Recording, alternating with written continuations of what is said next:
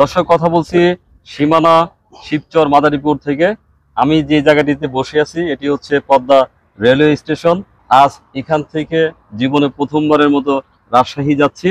আমার সঙ্গে যথারীতি আছেন রাজশাহীর ভাই। গত ভিডিওতে আপনাদেরকে দেখিয়েছি যে রাজশাহী থেকে ভাই হঠাৎ করে এই এলাকায় চলে এসেছেন, আমাদের এখানে গত রাতে ছিলেন।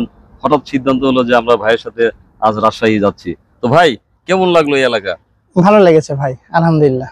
রাস্তাঘাট, মানুষজন? খুবই ভালো, নিরিবিলি পরিবেশ, এখানে বসবাস করার মতন একটা জায়গা। আচ্ছা, আমরা যখন এগিয়ে উঠছিলাম তখন দেখলাম রাস্তাটা কি সুন্দর উপর দিকে উঠছে। হ্যাঁ, তারপর এখানে ফুলের বাগান বা এই সাইনবোর্ড, এই এরিয়া সব মিলে, মানে আমি খুব বেশি জানি না, খুব বেশি জায়গায় যাইনি, কিন্তু আমার মনে হয় যে বাংলাদেশের সবচেয়ে সুন্দর রেলওয়ে স্টেশন হচ্ছে এটি। আপনার কেমন মনে হয়? আপনি তো অনেক জায়গায় যাতায়াত করেন। আমি অনেক, বলতে গেলে আমি ঢাকা থেকে রাজশাহী অনেকবার যাওয়া আসা করেছি। এতে বেশ কয়েকটা রেল স্টেশন আমার চোখের সামনে হয়তো পড়েছে, তবে এটার মতন পরিষ্কার পরিচ্ছন্নতা রেল স্টেশনের আমার চোখে পড়েনি খুব। আচ্ছা, তো চলেন যাই, দেখি আমরা কতদূর যাইতে পারি। আর দর্শক, যথারীতি আমাদের সঙ্গে আছেন আমাদের বিখ্যাত মনির ভাই। মনির ভাইকে দেখাবো। তো এখন ভাইয়ের সাথে গল্প করতে করতে আমরা যাচ্ছি। তো ভাবি কিছু বলে নাই তো? না না, যে তোমরা হঠাৎ করে গেলা, আবার হঠাৎ করে গিয়া।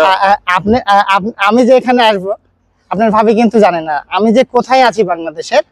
আপনার ভাবি জানে না, খালি আমি বলেছি যে আমি এমন একটা জায়গা যাব যেটা আমার কৃষি কাজ করার পর সেটা আমার মন ইয়ে করেছে। আমার অন্যান্য ব্যবসা বাণিজ্যকে আমি স্টপ রাখাও আমি চিন্তা করেছি, যদি কিছুদিনের জন্য আমার ওটা স্টপ হতে হয়, তাও আমি কৃষি কাজের পরে ইনভলভ হবো। ব্যবসা বাণিজ্য বাদ দিয়ে কৃষি কাজে লেগে যাবেন?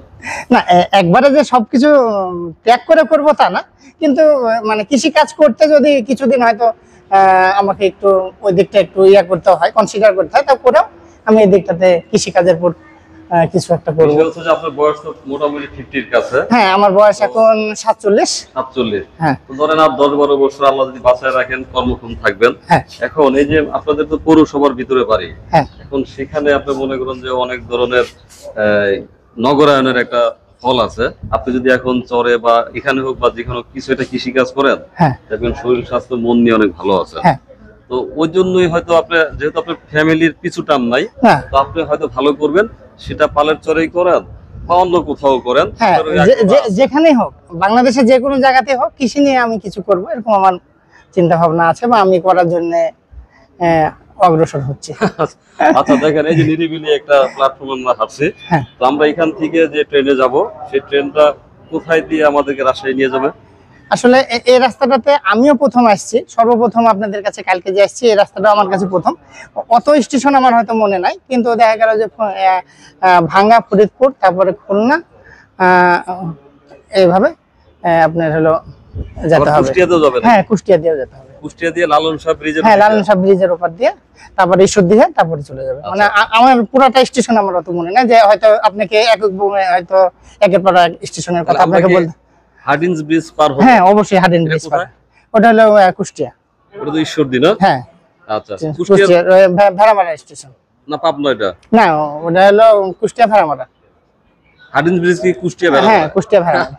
আচ্ছা, বইয়ে পড়ছি তো, যেটা প্র্যাকটিক্যাল অভিজ্ঞতা। আসলে এই রাস্তাতে আমিও প্রথম আসছি, এজন্য আমারও অত মনে না, তবে এটা ভেড়ামারা, এটা স্টেশনটা। আচ্ছা, তাহলে আমরা যাত্রা শুরু করতেছি। ঢাকা থেকে যে ট্রেনটা 3টায় ছাড়বে, এখানে তো 3:30টায় আসবে। 3:30 কি হয়তো 3:50 হয়ে গেছে। এখান থেকে উঠলে আমাদের 6-7 ঘন্টা লাগবে। হ্যাঁ, 6-7 ঘন্টা লাগবে, কোনো রকম ঝামেলায় না পড়ি। এখন যদি রাস্তাতে হয়তো ট্রেনে যদি কোনো রকম যদি সমস্যাতে না পড়তে হয়, তাহলে সেই ক্ষেত্রে আমরা আশা করছি যে 10:30 থেকে 11টার মধ্যে ওখানে পৌঁছে যাবো ইনশাআল্লাহ। মনি ভাই, সিলেটের পর আমরা যাচ্ছি রাজশাহী, কেমন লাগছে বলেন? খুব ভালো লাগতেছে। কালকে ভাই আসছে, আইসেই খাবার অবস্থায় টিকিট কনফার্ম করছে।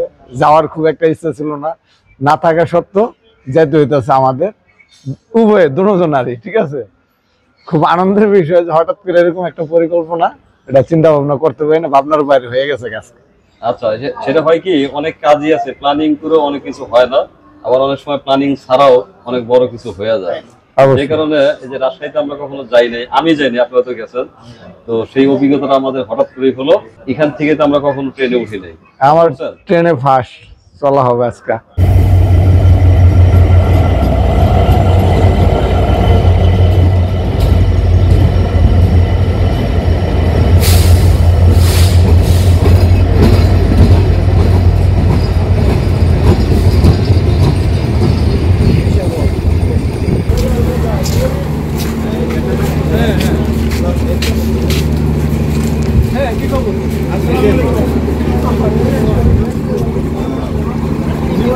মায়া দেখলাম, এরকম মায়ার লোক পেলাম না।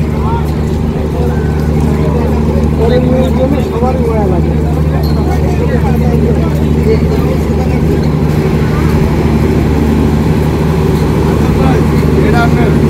এটা আপনি আমরা কয় চলেন।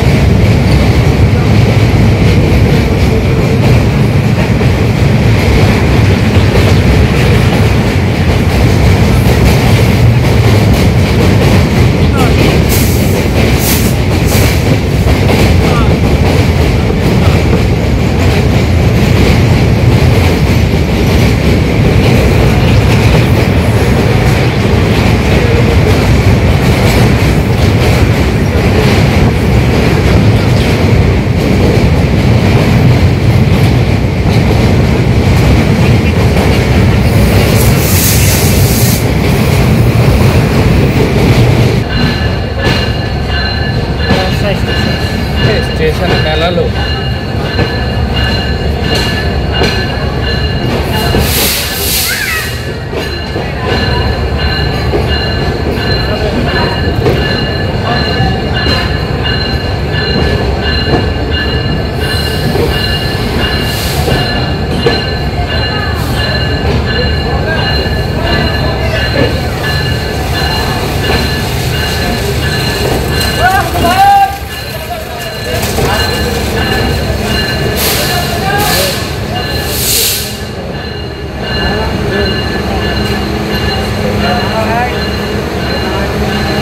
ব্যাগ হাতে নিলাম।